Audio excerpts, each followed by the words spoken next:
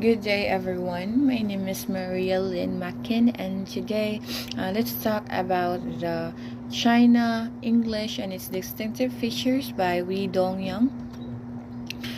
He's a Chinese, and let's talk about its introduction. China English, a standard variety, distinctive features at the level of analogy, at the level of vocabulary, at the level of sentence, at the level of text and discourse, and of course, let's end this with a conclusion. Let's start with the introduction.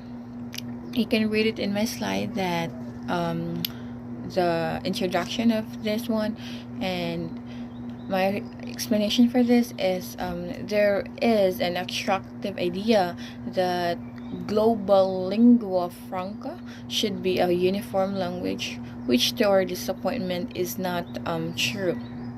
A global language because the globalization of English has promoted the diversification of English, just as Okushima.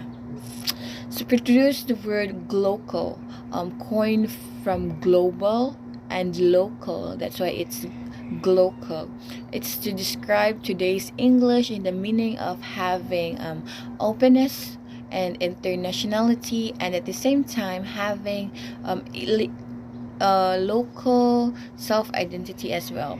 In fact, English is on the way of developing into a global language, which demonstrate that English now is multinational, multicultural, multiformal, and multifunctional language. In other words, English is no longer an individual language, but a language family where many English varieties were born and are developed and coexisting.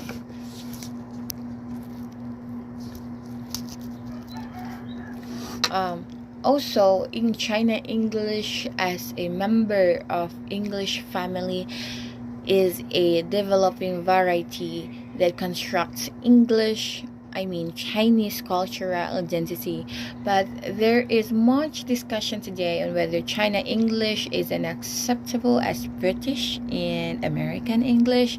As a matter of fact, China English, boasting its own distinctive features on the level of phonology, words, sentences, and discourse, has been playing an irreplaceable role in intercultural activities and is now make every effort to move toward international self-assurance and its recognition.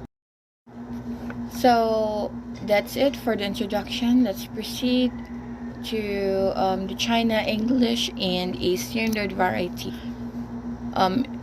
In today's world, the trend of English globalization is irreversible, which means it has an increasingly large amount of English-speaking population. Cachuru divided them into three groups in the form of concentric circles. The inner circle, where people speak English as native language, the outer circle, where people speak it as a second language, and the expanding circle,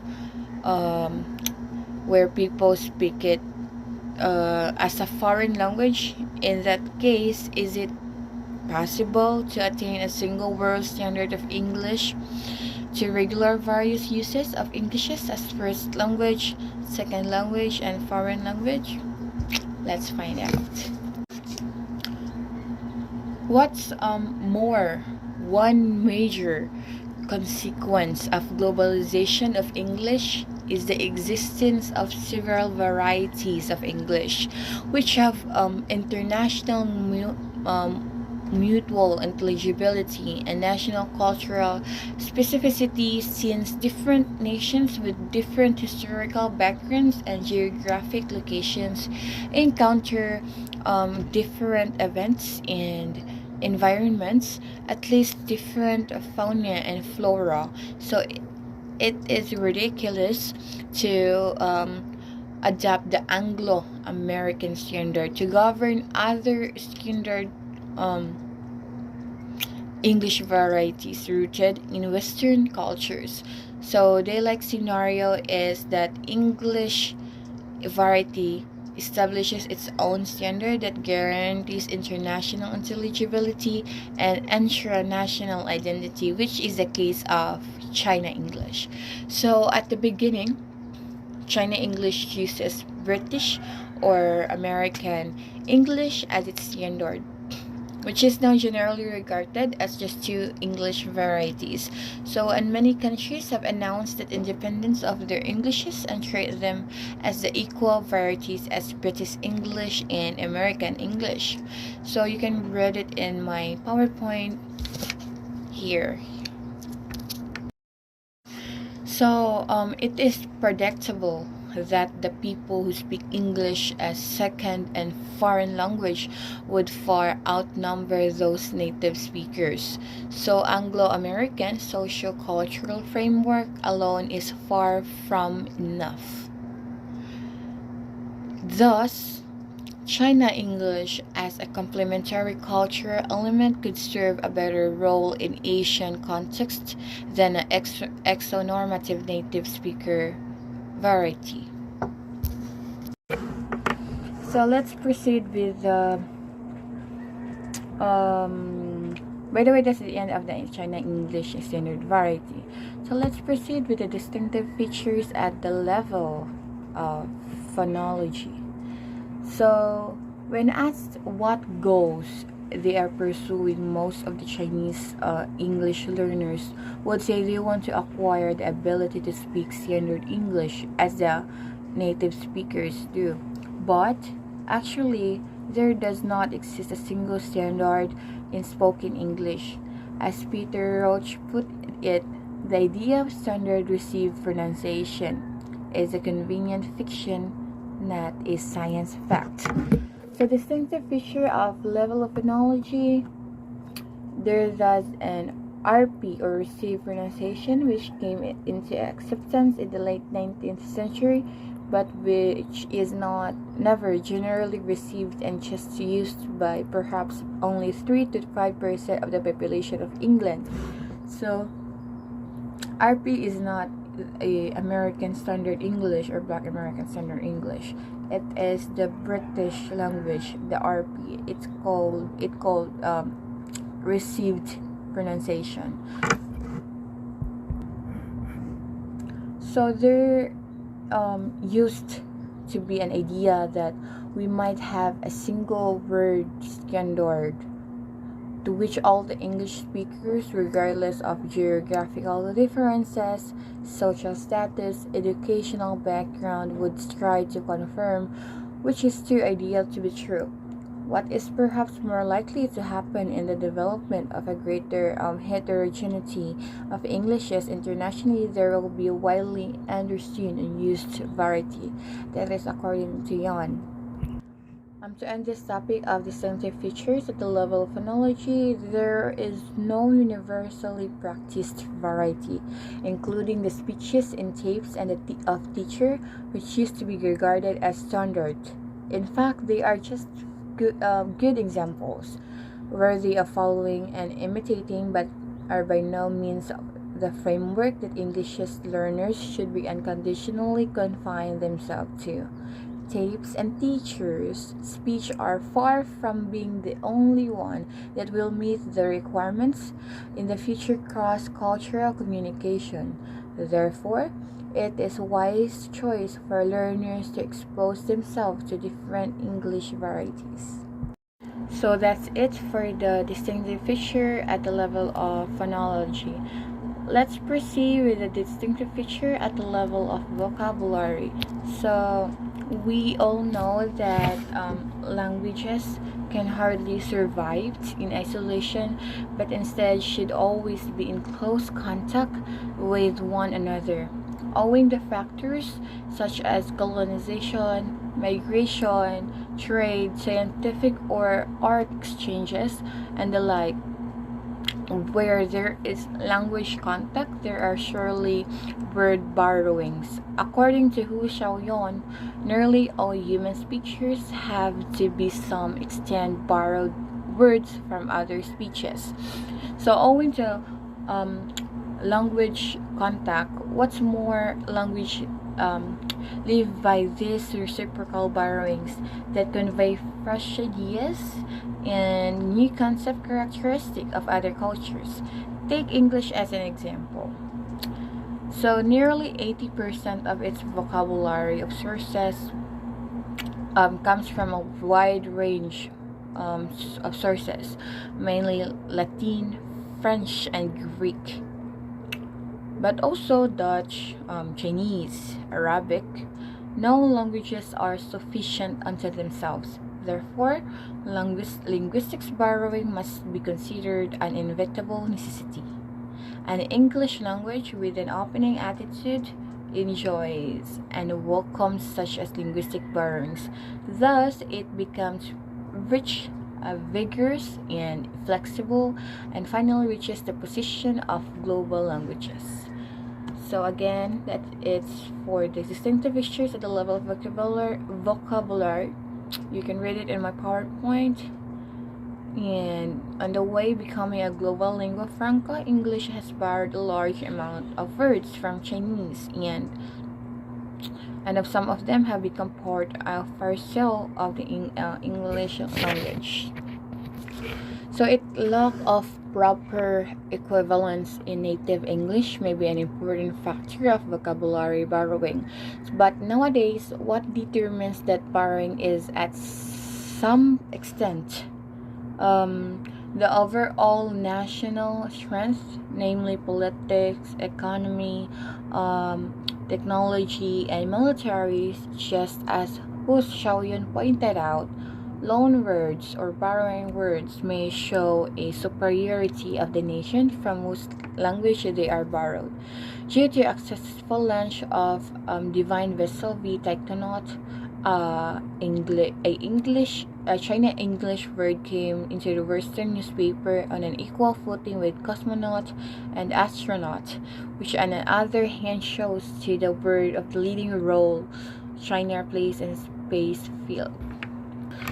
And in terms of politics, political influence, China English plays a very important role in safeguarding the national dignity and sovereignty. For instance, in order to be strongly against Japan's position of island, the Diaoyu, we never translate the island into Senkakus, and it is a must to use the China English version when Nansha Islands and Sisha Islands are mentioned in world affairs. So let's proceed with the level of sentence.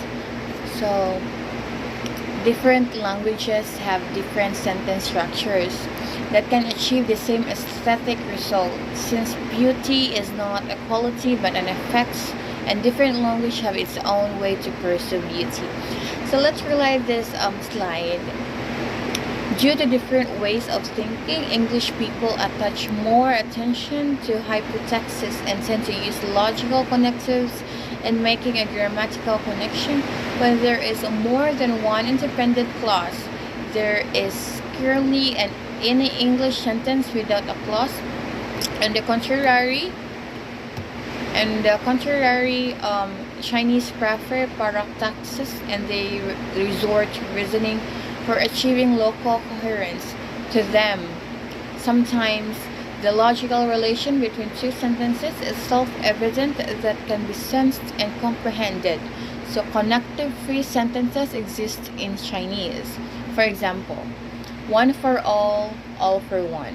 One couple, one child. One country, one system. Instead of being stated, the relation between ideas are suggested and implied in China English, where explicit connectivities connectives are not necessary. Sometimes even subjects can also be omitted in China English, which make the sentence more direct and concise. For example, very glad to see you. Long time no see.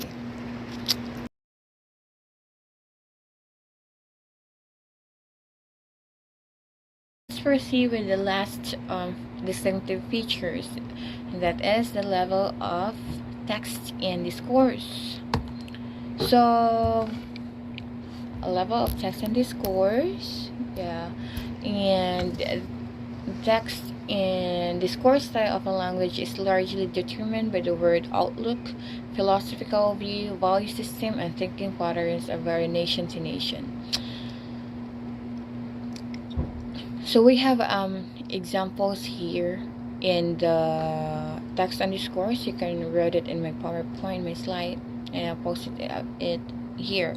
So this writing style not only reflects Chinese thinking pattern, but also shows their state of mind as well as their values of beauty. It is usually believed that Confucianism has exerted a far-reaching influence on Chinese culture, so Chinese people prefer to be tranquility lovers, scholarly and refined. They have their own business to devote to, but not do it leisurely in a planned, orderly, and unhurried way. They find delights and satisfaction from their quiet and tranquil life. They view real beauty as something that cannot be seen but only be sensed and acquired by a peaceful mind. After reading Chinese texts, the Westerners are likely to have a better understanding of Oriental style of working and living, which presents to them a fresh look at the same world and offers them a new perspective to the same thing. Therefore, China English produces an effective way for cross-cultural communication and comprehension, which will finally raise the level of human beings' perception. So that's it for this topic, the China English and its distinctive features.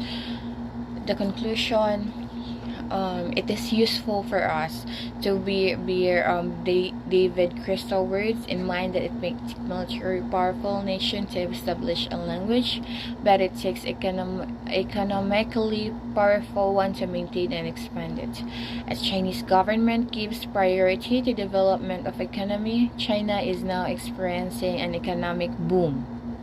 With the entry into WTO and the host of Olympic Games in 2008 and the World Expo in 2010, China is sure to have many opportunities to conduct cultural exchanges, which under the help of China English will actually provide for the international friends the Chinese perspectives and insights, and thus will unveil an amazing Oriental world concerning culture and ideology.